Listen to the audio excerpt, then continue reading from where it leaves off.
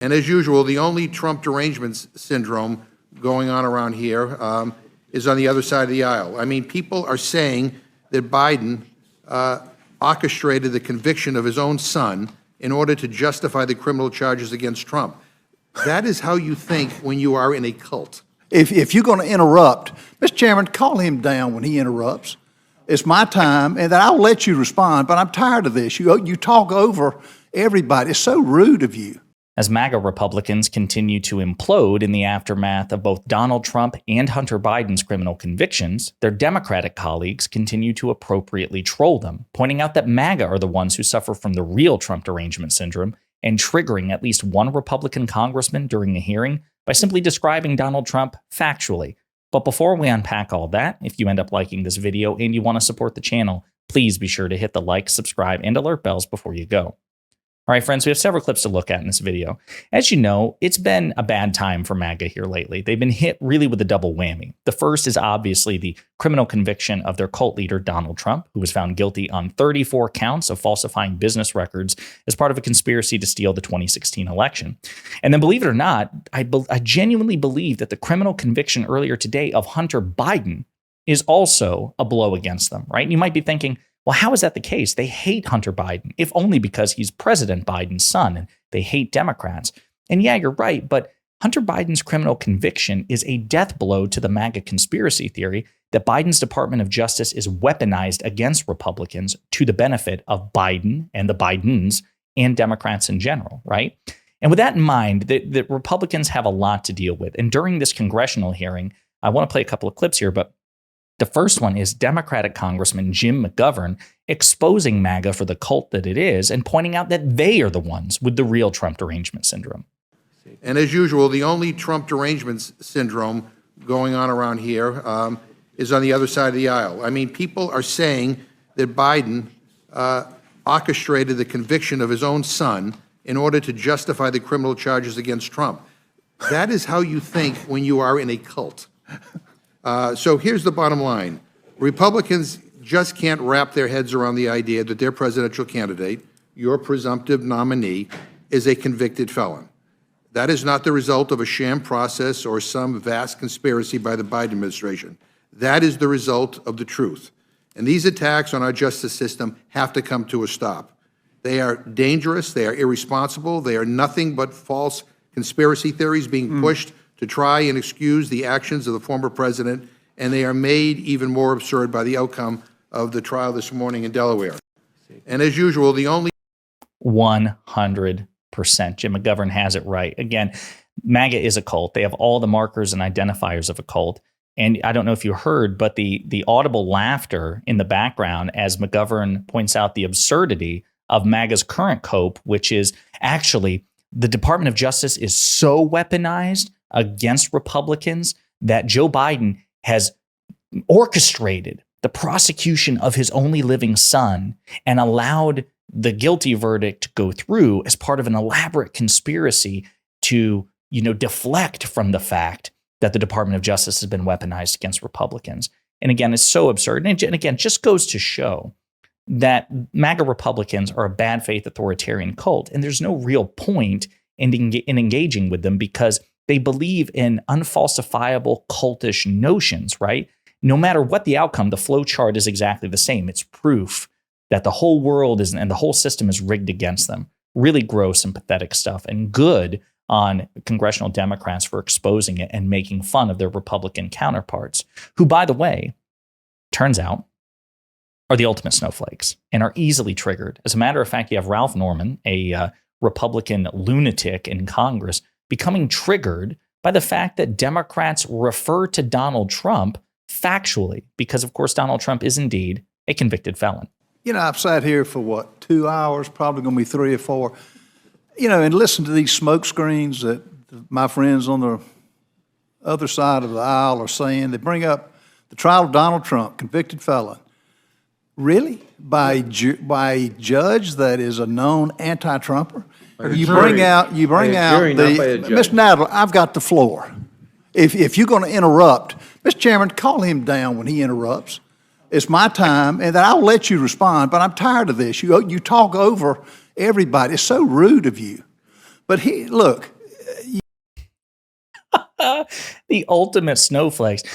It's an anti-Trump, pro-Biden judge that sentenced. No, it was a jury of 12 jurors of Donald Trump's peers that, by the way, Donald Trump helped select. It was Donald Trump's defense and the prosecution who together participated in the jury selection process.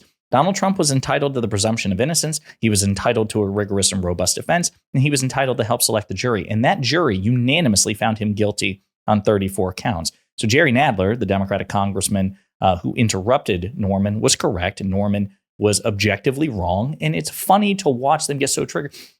Mr. Chairman, call him down. You can't let him talk to me that way with facts. He can. And it's so fun to make fun of these losers, these bad faith losers who are so triggered by the fact that Donald Trump is a convicted felon. Listen, he's going to appeal.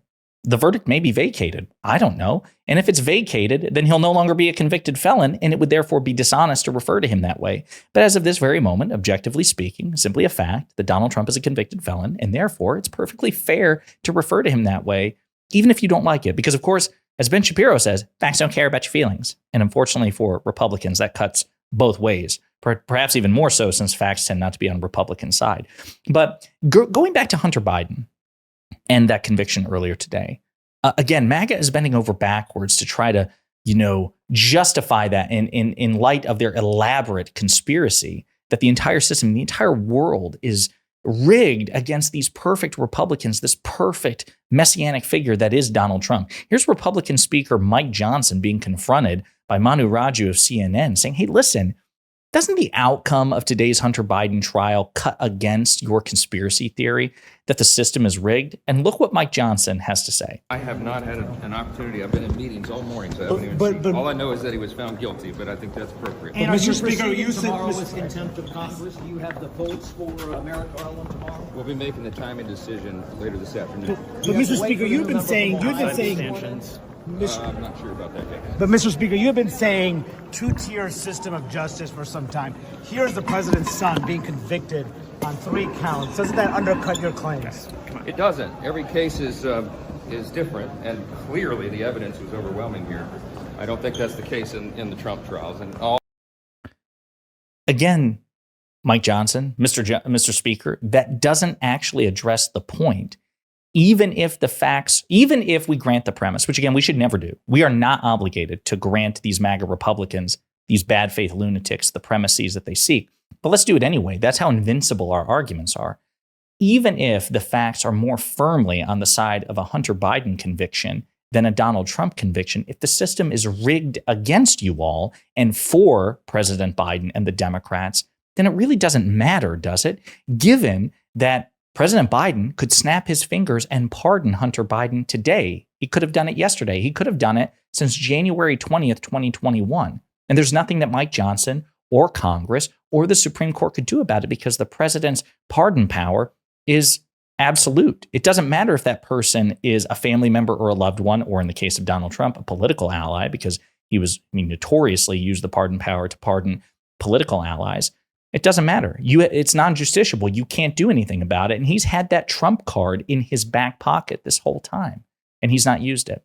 He also, again, as we've talked about, and it bears repeating, he could have fired David Weiss, the Trump-appointed U.S. attorney who was overseeing the investigation into Hunter Biden under the Trump administration. As a matter of fact, as I've had to explain to friends of mine and acquaintances, it is customary for U.S. attorneys to resign when a new president is elected because they're political appointees. They either resign or they're fired. So David Weiss could have resigned. President Biden could have accepted the resignation and just let the process play out, or he could have fired David Weiss on day one. And by the way, it didn't just stop at day one.